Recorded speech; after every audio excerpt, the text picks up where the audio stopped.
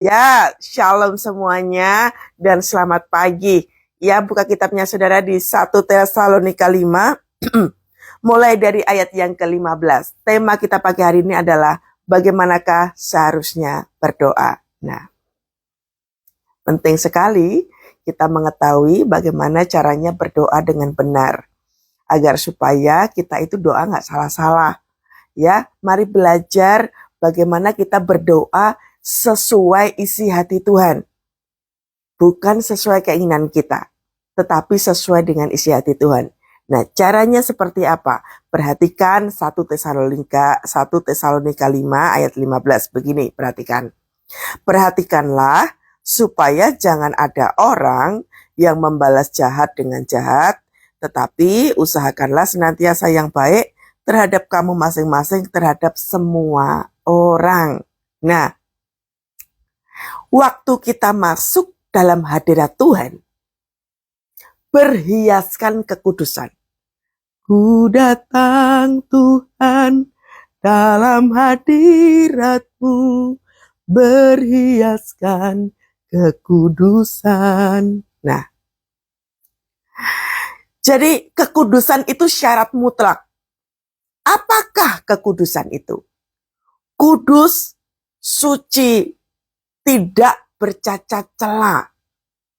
Itu syaratnya. Karena kita itu masuk dalam ruang maha kudusnya Tuhan. Jadi kita masuk ke area bersih. Ya, sama kayak di rumah sakit. Di rumah sakit kita masuk ke area bersih. Semua harus bersih. Pakai baju yang bersih, ya. Gak pakai sembarangan. Masuk dalam hadirat Tuhan. Semua bersih. Dari ujung kepala sampai ujung kaki. Masuk dalam kondisi bersih. Berhiaskan kekudusan. Yang artinya kekudusan itu menjadi syarat mutlak. Nampak dipandang. Orang berhiaskan. Pakai perhiasan cantik kan ya. Berhiaskan itu biar cantik, biar rapi, enak dipandang. Berhiaskan kekudusan, kelayaan untuk masuk ke area itu. Jadi kita nggak bisa masuk dalam hadirat Tuhan sembarangan. Masuk dalam rumah aja kita perlu kaki bersih, apalagi masuk dalam ruang maha kudusnya Tuhan. Tempat di mana Roh Kudus berhabitasi. Perhatikan supaya jangan ada orang membalas jahat dengan jahat. Yang artinya, waktu kita masuk dalam hadirat Tuhan, kita nggak punya hati busuk, nggak punya hati penuh dendam, penuh kemarahan, penuh kekecewaan, penuh luka. Nggak masuk hitungan yang kayak gitu. Karena kita masuk dalam ruang maha kudusnya Tuhan, karakter kita, apa yang kita pikirkan, apa yang kita ucapkan, apa yang kita lakukan harus selaras dengan surga, yaitu Roh Kudus itu sendiri. Nggak bisa semena-mena, nggak bisa sembarangan. Di sini dikatakan, perhatikan supaya tidak ada kejahatan di dalam diri kita. Makanya kenapa banyak orang doanya nggak dijawab sama Tuhan. Bahkan Tuhan hadir aja juga nggak mau. Kenapa? Hati kita penuh dengan kemarahan. Bapa kami yang ada di surga, dikuduskanlah namamu. Datanglah kerajaanmu, dikuduskanlah namamu. Nama Tuhan aja kita katakan, Holy, Holy are you Lord God Almighty. Kita aja mengagungkan Tuhan penuh dengan kekudusan. Lah apa iya? Hati kita penuh dengan amarah, dendam, kejahatan, pikiran-pikiran busuk, hati busuk. Nggak bisa, saudara. Alkitab mengatakan bahwa jikalau kita memiliki sesuatu yang belum diselesaikan dengan saudaramu, engkau harus keluar dulu, selesaikan itu, baru engkau bisa masuk dalam hadirat Tuhan. Ampunilah kesalahan kami ya Tuhan. Di situ apa lanjutannya?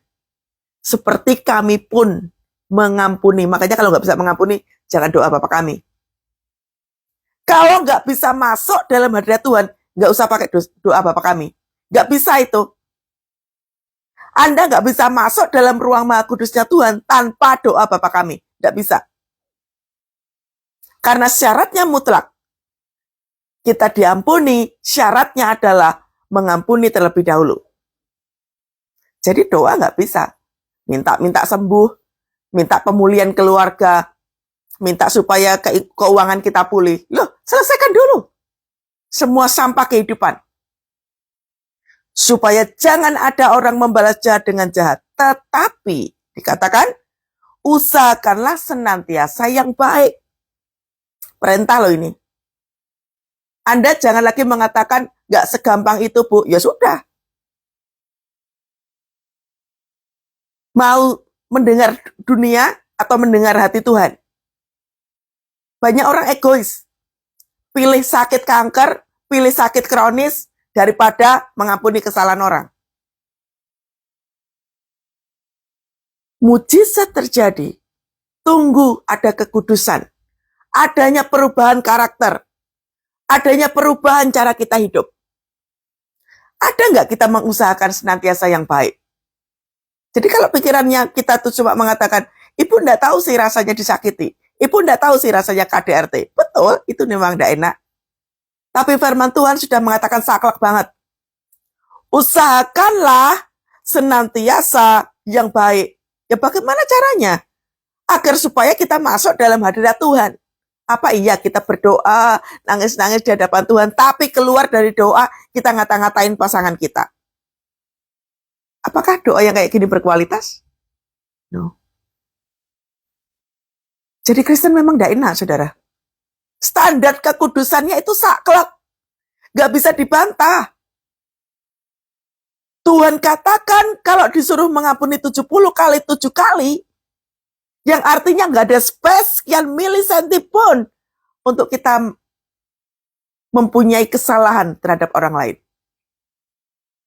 Makanya dikatakan, usahakanlah senantiasa yang baik.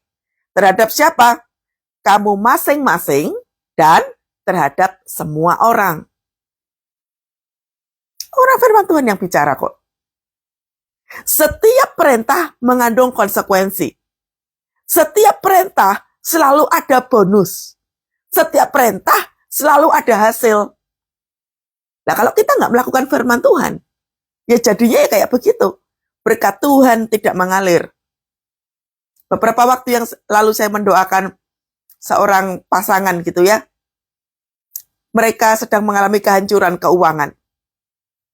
Banyak utang, mengalami kehancuran keuangan. Saya katakan begini, kalau pengen diberkati oleh Tuhan, Tuhan katakan jelas banget pagi hari ini kepada Anda semua. Pasangan suami istri unity dalam Tuhan. Wah, mereka makin cekcok. Wah, meribut, gak karu-karuan. Bahkan tiba-tiba muncul kalimat cerai. Ribut aja gak unity, apalagi minta cerai. Ya jangan minta berkat kalau gitu. Di dalam keunitian ada berkat. Makanya firman Tuhan katakan apa? Usahakanlah senantiasa yang baik masing-masing terhadap kamu dan terhadap semua orang. Baik dalam diri sendiri maupun dengan orang lain, kita itu menjaga kekudusan hati, menjaga kekudusan pikiran. Tidak bisa sembarangan.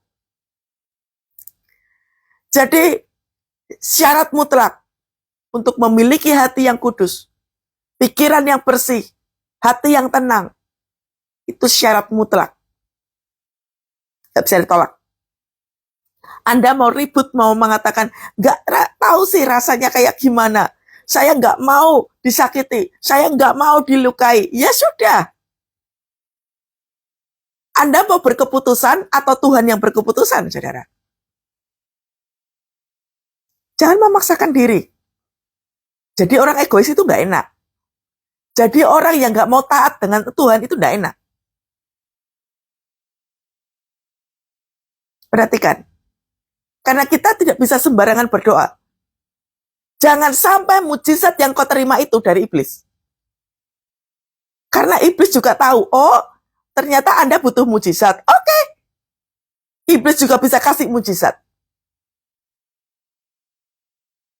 Jangan dikira enggak. Makanya kalau telinga kita tidak bisa mendengar, mata kita tidak bisa tajam melihat ini berkat Tuhan atau berkat iblis, maka yang terjadi adalah kita ngambil berkatnya iblis. Contoh gampangnya yaitu tadi, saya bercerai saja, iblis juga bisa kasih mujizat. Lalu syarat yang kedua, bagaimana seharusnya kita berdoa? Bersukacitalah senantiasa. Waktu kita berdoa, punyailah rasa sukacita, karena itu kunci. Jangan berdoa dalam keadaan marah, bersungut-sungut, engkau kecewa dengan Tuhan, percuma. Doamu sia-sia. Engkau datang dalam hadirat Tuhan dalam kondisi marah, dalam kondisi dendam, dalam kondisi engkau nggak bisa bersyukur, percuma berdoa. Nggak akan mendapat apa-apa. Karena berdoa itu semua di-screening oleh Tuhan. Kekudusan mutlak. Tadi kekudusan dalam apa? Dari segi karakter, dari segi perilaku. Sekarang yang syarat berikutnya adalah sukacita di hatimu. Berdoa itu harus dalam kondisi sukacita. Memangnya kalau sukacita, memangnya kalau dalam keadaan bertekanan, tidak bisa sukacita. Itulah pentingnya kita melakukan firman Tuhan. Orang kalau mau melakukan firman Tuhan, sukacita Tuhan itulah yang ada pada kita. Selalu baru setiap pagi. Yang baru setiap pagi apa? Rahmat. Rahmat Tuhan bentuknya apa? Kita bisa melihat pagi, kita bisa ngomong kayak begini, kaki kita masih bisa jalan, kita masih bisa beraktivitas, kita bisa bersukacita, masih bisa sama keluarga, masih bisa dengan anak-anak, itu rahmat. Kita bisa melihat pagi dalam keadaan sehat, itu rahmat. Anda pagi-pagi masih bisa kerja, itu rahmat. Kalau untuk urusan kayak begini saja, untuk susah mengucap syukur, Anda akan kehilangan damai sejahtera Tuhan. Firman Tuhan dikatakan bersukacitalah senantiasa, itu penuh dengan damai sejahtera, penuh dengan sukacita. Hati kita tentram, itu sukacita. Orang tidak mau mengejar ini.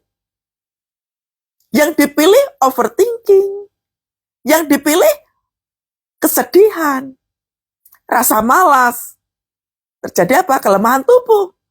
Sia-sia tidak? Firman Tuhan katakan bersukacitalah senantiasa. Biarlah hatimu bergirang di dalam Tuhan. Beberapa waktu yang lalu, saudara, saya sedang makan gitu ya, sama teman gitu. Tiba-tiba ada orang datang, beberapa orang datang gitu ya, menyapa kami gitu. Dari orang-orang itu adalah orang-orang yang menyebalkan sekali. Orang-orang yang sudah membawa kehancuran. Orang-orang yang gak bisa dididik, gak bisa dibentuk. Tapi saya tetap bersukacita menerima mereka. Saya tetap bisa mengajak ngobrol, mengajak bercanda, gitu ya. Sekalipun perbuatan mereka itu menyakitkan sekali. Apa kuncinya bisa melakukan ini? Sukacita. Tadi syarat yang pertama masuk dalam hadirat Tuhan apa? Tidak ada kejahatan di dalam diri kita. Lalu yang kedua apa? Sukacita. Jadi waktu ketemu dengan orang-orang yang sangat menyebalkan, pernah menghancurkan hidup saya bisa tersenyum, saya bisa jabat tangan, bahkan bisa saya peluk satu-satu. Karena kuncinya cuma apa toh? Ikutin aja aturan mainnya Tuhan. Bersukacitalah senantiasa, itu penuh dengan damai. Banyak orang gak mau damai. Ketemu sama seterunya, wah, lewatnya belakang, gak mau ketemu, kasak kusuk. Kok suka sekali simpan sampah? Sampah itu bikin penyakit, saudara. Sampah membuat sakit hati. Orang kalau hatinya sakit, akar kepahitan, namanya akar itu mengakar. menjadi pahit. Seluruh tubuh pahit. Maka apa yang dilihat jadinya pahit.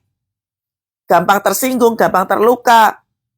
Disentuh dikit aja udah langsung marah. Karena pahit. Mengakar dalam dirinya. Gak pernah mau berjuang untuk bisa pulih. Kejarlah damai sejahtera. Terluka biasa. Ya, saya tahu Anda terluka. Tetapi jangan dipelihara. Karena di situ dikatakan apa tahu tadi di ayat yang sebelumnya, usahakanlah senantiasa dengan baik. Ya gimana caranya agar supaya tidak mengikat, tidak mengakar dalam kita. Lalu berikutnya, kalau tadi yang pertama, jangan punya hal yang jahat. Yang kedua, bersukacita. Yang ketiga adalah, tetaplah berdoa. Kalau depannya adalah tetaplah berdoa, artinya kita buat keputusan, ada mujizat atau enggak, dalam kondisi baik atau enggak, dalam kondisi buruk atau enggak, tetap berdoa. Jangan bolong-bolong. Datang dalam hadirat Tuhan, bolong-bolong sukanya. Kalau butuh Tuhan, datang. Kalau nggak butuh Tuhan, nggak datang. Kualitas doanya nggak bisa baik. Tetaplah berdoa. Nggak peduli kondisinya seperti apa. Saya mau kasih tahu. Sebenarnya yang membuat kita menjadi sangat terpuruk, karena mata kita tuh melihat kondisi. Bangsa Israel waktu keluar dari tanah Mesir, kenapa kok bangsa itu tuh bersungut-sungut terus-menerus? Karena melihat kondisi. Mereka biasanya kerja, wah jadi budak kerja. Hasil kerja adalah makan enak. Wah. Tapi bangsa Israel dibodohi oleh Mesir. Karena apa? Kerja terus. Nggak sadar kan? Saya itu suka sedih melihat teman-teman saya. Teman-teman saya ini banyak sekali yang kerja keras, udah nggak pernah ikut komunitas, udah nggak pernah ikut pelayanan, kerja terus. Itu persis seperti bangsa Israel itu. Diperbudak oleh kebutuhan hidup. Pekerjaan memang dari Tuhan, betul saudara. Tapi kalau kita nggak pandai mengelola waktu dengan benar, kita tidak pandai mengelola berkat dengan benar, kita akan terseret terhadap tipu daya iblis. Iblis itu sukanya ikut cawe-cawe, saudara. Ikut-ikutan. Makanya kalau kita hidupnya tidak benar, tidak sesuai dengan firman Tuhan, maka kita akan diporak-porandakan oleh iblis.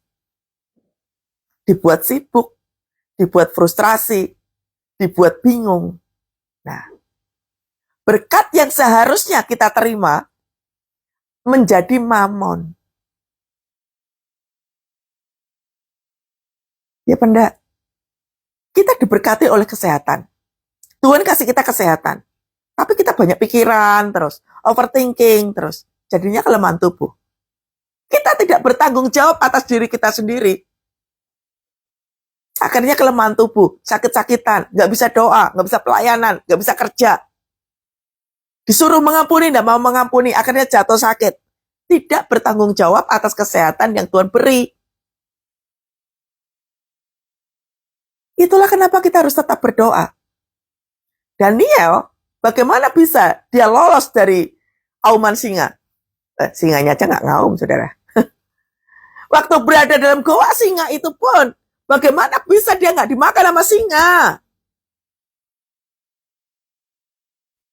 Kuncinya karena Daniel berdoa 3 kali sehari. Yang artinya doa itu tuh menjadi satu keputusan. Doa itu berkeputusan loh. Kita mau hidup baik atau enggak, itu keputusan. Ajarannya Tuhan, Yesus udah ngajarin kita. Pagi-pagi dan malam hari, Yesus selalu ketemu sama Bapaknya di bukit. Seorang diri. Yang artinya apa toh? Itu saat teduh. Jangan skip saat teduh. Banyak pikiran, nggak saat teduh.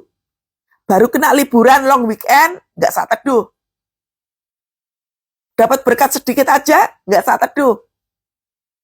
Yang seperti ini, yang membuat kekuatan kita mudah sekali hancur. Makanya Alkitab mengatakan apa? Tetaplah berdoa.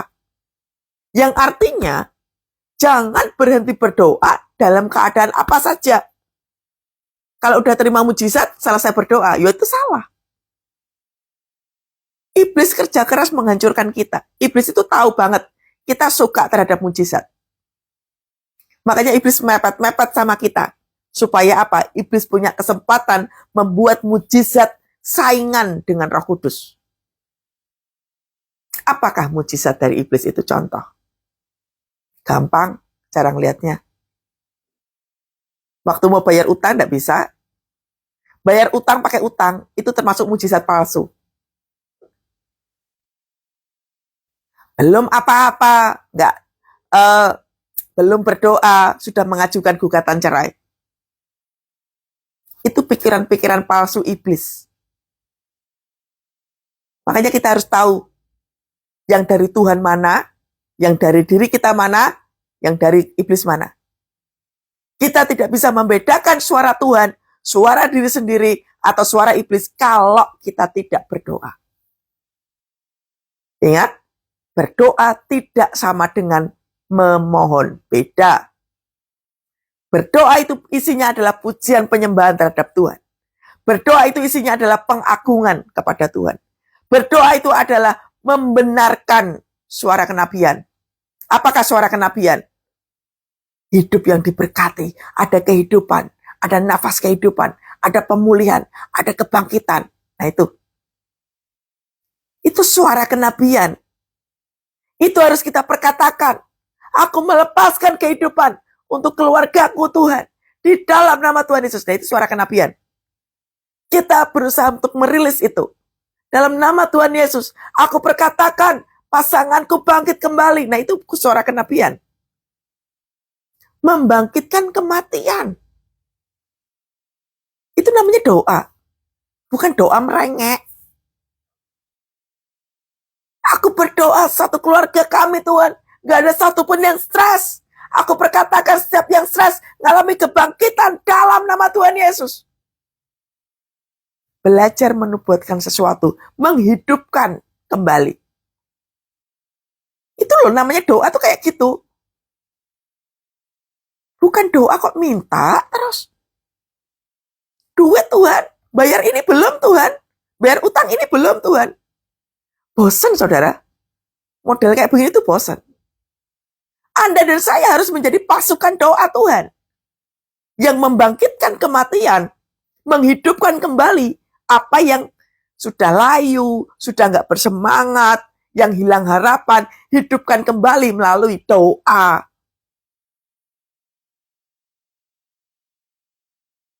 Makanya pujian penyembahan. Hello. Pujian penyembahan yang bisa membangkitkan dirimu. Orang nangis terus. Overthinking. Itu pertanda kalah. Engkau gak doa dengan benar sampai overthinking. Kelemahan tubuh berkali-kali pertanda engkau gak doa dengan benar. Saya sudah doa, Bu. Tapi jawaban doanya gak ada. Sudah dilakukan belum ayat yang ke-15? Tidak ada kejahatan di dalam dirimu. Doa sih doa, puasa sih puasa. Pertanyaannya, hidup benar atau tidak? Jangan gampang klaim bahwa saya sudah doa, saya sudah berpuasa, saya sudah memberikan makanan kepada orang miskin. Betul. Pertanyaan saya, sudah hidup benar atau belum? Hidup benar ya seperti apa? Melakukan firman Tuhan. Mengampuni kesalahan orang. Memberkati orang lain. Melayani sesama. Itu hidup benar. Kalau pikiran kita cuma ruwet, ribut terus, engkau gak akan pernah tahu kebenaran Tuhan. Makanya penting sekali kita melakukan seperti ini.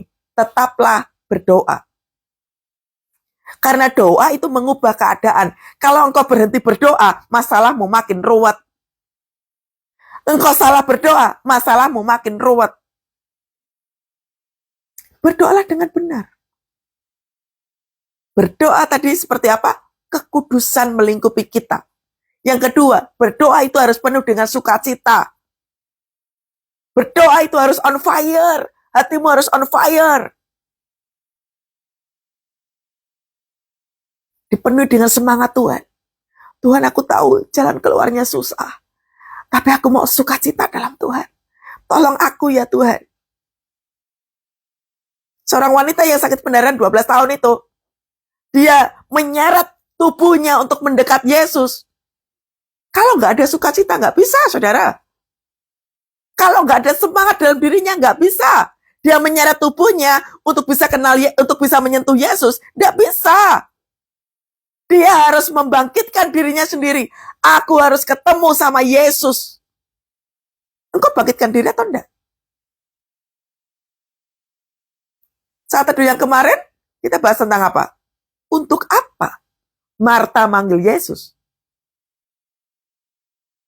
Marta sibuk. Udah panggil Yesus ke rumah, tapi dia sibuk. Kita udah benar nih mengawali hari dengan doa. Tapi kita sibuk sama pikiran. Kita sibuk sama jawaban doa. Timbul kejahatan kalau kayak gitu.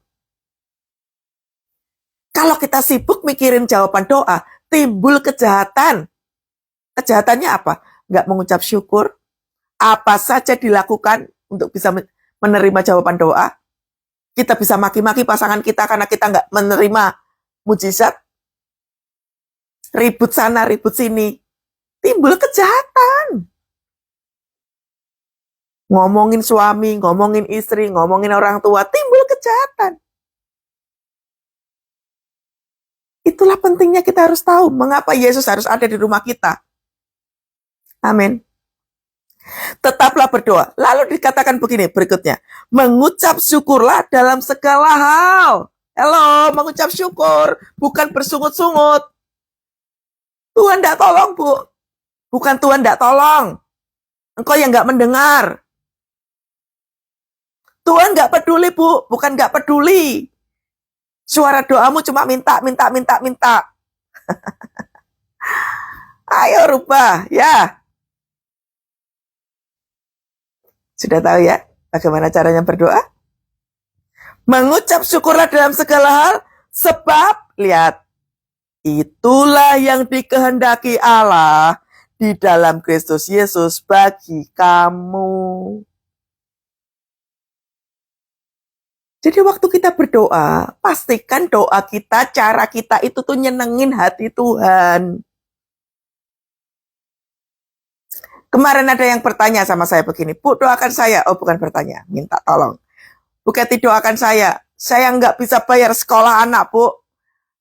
Anak saya nggak bisa sekolah, kami dipanggil pihak sekolah. Kami nggak bisa bayar sekolah, kami harus bagaimana, Bu? Kalau sudah kayak begini, engkau harus berdoa puasa. Jaga hatimu. Waktu saya mendoakan ibu ini, jelas banget ibu ini penuh dengan kepahitan. Jangan penuh kepahitan waktu engkau berdoa. Sekalipun engkau dilukai, engkau juga melukai. Yang pertama yang harus dilakukan kalau sudah kepepet kayak begini, jangan simpan pahit dalam keadaan apapun. Ikuti saja ini tadi firman Tuhan. Lakukan tindakan profetik. Sana, pergilah ke sekolah. Berdirilah dengan air matamu, angkat tanganmu di hadapan Tuhan. Tuhan, ampuni saya. Anak saya nggak bisa sekolah karena kesalahan saya. Ampuni saya, Tuhan. Sekarang saya berdiri di sekolah ini. Saya berdoa minta belas kasihan-Mu, Tuhan. Biar Engkau turunkan berkat buat anak kami bisa sekolah kembali. Lakukan tindakan yang seperti ini. Nggak ngomel terus. Engkau sedang memberkati sekolah itu, sedang membangkitkan api Tuhan. Loh, siapa tahu, nggak cuma dirimu yang kesusahan. Mungkin ada orang tua lainnya yang juga susah bayar sekolah.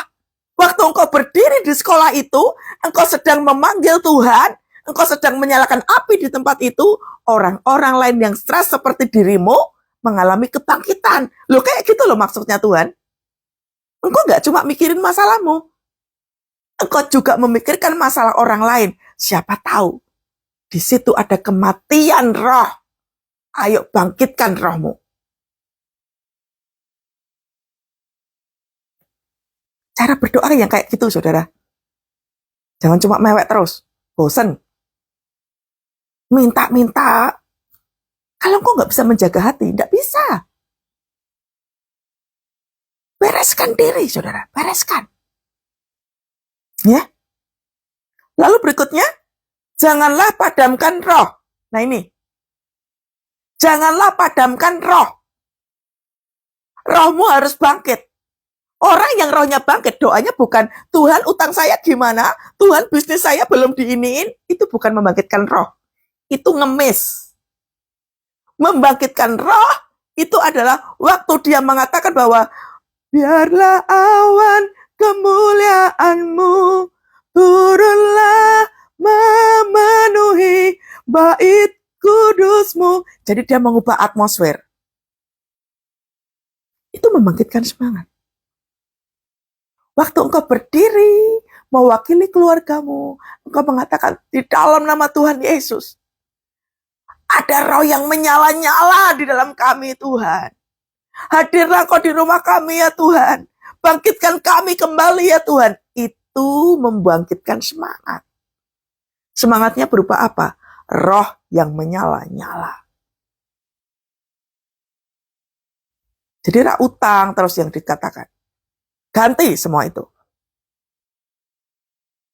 Bangkitkan api Tuhan di dalam rumah. Dikatakan apa? Jangan padamkan roh. Jadi kalau nggak berdoa, apimu padam. Jangan doa kalau faktor butuh. Tapi bangkitkan itu terus menerus. Saya kemarin habis live saat teduh, saya pergi ke Menara Doa. Dari rumah saya ke Menara Doa juga jauh, saudara. Semua itu butuh bayar harga. Saya tahu kebutuhan saya. Saya tahu saya melayani. Saya butuh api dari Tuhan. Bayar harga. Saya naik Menara Doa. Kurang lebih 4-5 jam. Saya cuma duduk di situ, saudara. Gak terasa 4 jam lebih, saudara. Saya cuma duduk. Saya cuma nyembah, berdoa untuk Indonesia, berdoa untuk generasi, berdoa untuk jiwa-jiwa, berdoa untuk gereja, berdoa untuk komunitas, banyak hal. Itu membangkitkan roh.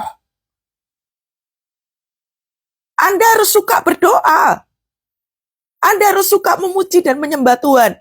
Harus muncul di dalam diri sendiri untuk mengagungkan Tuhan tiap-tiap hari. Suka menyembah Tuhan. Suka mengagungkan Tuhan. Anda harus suka itu. Supaya pikiran kita itu tuh gak cuma duit terus. Bangkitkan itu.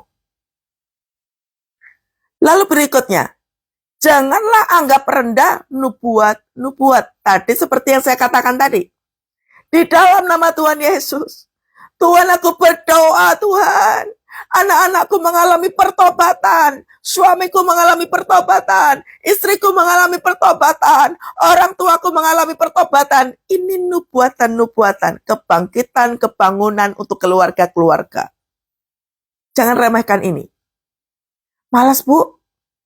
Didoain ya kayak gitu terus gak pernah berubah. Engkau yang gak berubah, bukan yang lain. Yang lain akan berubah kalau dirimu berubah terlebih dahulu. Gak usah nyalain yang lain. Jangan coba-coba nyerang pasangan atau nyerang anak dengan firman Tuhan. Firman Tuhan bukan untuk sebagai senjata berdebat. Engkau harus berubah dulu. Kalau di dalam keluarga kita belum ada yang mengalami pertobatan, berarti kita yang harus berubah terlebih dahulu. Amin. Ujilah segala sesuatu dan peganglah yang baik. Jadi waktu kita baca firman Tuhan, gitu ya, kadang kita suka dapat pesan Tuhan. Diuji itu dari Tuhan atau enggak? Anda dapat pekerjaan, tapi pekerjaannya jauh. LDR dengan pasangan. Diuji dulu itu dari Tuhan atau enggak. Anak punya pacar, gitu ya. Doakan, orang tua harus mendoakan. Dari Tuhan atau enggak. Ujilah segala sesuatu. Mau buka usaha, mau bikin apa, ujilah segala sesuatu itu dari Tuhan atau bukan. Sekolah, anak mau sekolah di mana? Uji dulu, doa dulu, dari Tuhan atau enggak. Segala sesuatu yang kita mau lakukan, tanya dulu sama Tuhan. Dari Tuhan atau bukan. Amin. Ya, segala sesuatu kita harus bertanya dulu sama Tuhan. Yang terakhir, jauhkanlah dirimu dari segala jenis kejahatan. Jangan menggosip. Hindari hal-hal yang kayak gini. Kumpul-kumpul dengan orang-orang yang gak benar, jauhi. Bukan membenci manusianya. Bencilah komunitasnya yang gak bagus itu. Kalau gak penting banget, gak usah ngomong. Apa yang kau tonton, apa yang kau baca, perhatikan. Apakah yang kau tonton, yang kau baca itu membangkitkan dirimu? Karena kalau hati-hati saudara, apa saja yang kita dengar, yang masuk ke dalam telinga kita, kalau kita nggak hati-hati sekali, kita akan gampang terseret dengan berita dunia. Jamnya cepat sekali. Ya, sama seperti kemarin, waktu demo mahasiswa, demo rakyat Indonesia segitu banyaknya, ancur-ancuran. Saya masuk ke lokasi demo, saudara. Saya melihat situasinya seperti itu. Yang tadinya mestinya murni, demonya murni, jadi nggak murni. Karena apa toh? Telinganya ini loh, telinganya nggak dikorek dengan benar. Gampang terhasut. Demo boleh, tapi jangan gampang terhasut. Saya minta ya yang ikut live ini, jangan jadi kompor buat orang-orang jahat. Hati-hati dengan jarimu. Tuhan melihat loh. Kecewa dengan pemerintahan di Indonesia boleh, tapi hati-hati dengan jarimu. Hati-hati dengan mulutmu. Lebih baik berdoa untuk Indonesia. Doakan Indonesia. Jangan ikut-ikutan jadi kompor. Berkatmu bisa terhalang gara-gara apa toh? Jarimu gak sehat. Ngomong jelek, ngomong kasar, mengutuk. Berkatmu gak akan bisa terima dengan perilaku yang seperti ini. Makanya dikatakan apa? Jauhkanlah dirimu dari segala kejahatan. Jangan jadi manusia jahat. Ngomongnya jahat, suka ngutuk, suka kasar sama orang. Jangan jahat sama orang lain. Saya lihat ini yang ikut live ini ada yang suka ngutuk. Hati Anda ada yang marah, suka kecewa. Anda ikut live saya ini karena Anda punya masalah besar. Tapi Tuhan katakan, engkau banyak mengutuk orang. Engkau banyak kecewa. Engkau terluka dengan keluargamu. Minta ampun di hadapan Tuhan. Jangan berbuat jahat. Anda bertobat di hadapan Tuhan. Ya. Oke, selesai. Saudara, ayo kita doa sama-sama. Ku datang Tuhan dalam hadirat-Mu, berhiaskan kekudusan, seluruh surga sujud menyembah-Mu.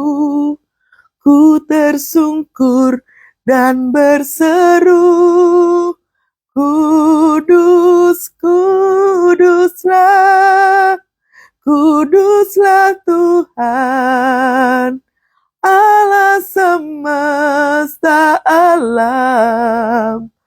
Kudus, kuduslah, kuduslah Tuhan, surga bumi menyembah-Mu. Kudus, kuduslah, kuduslah Tuhan, Allah semesta alam.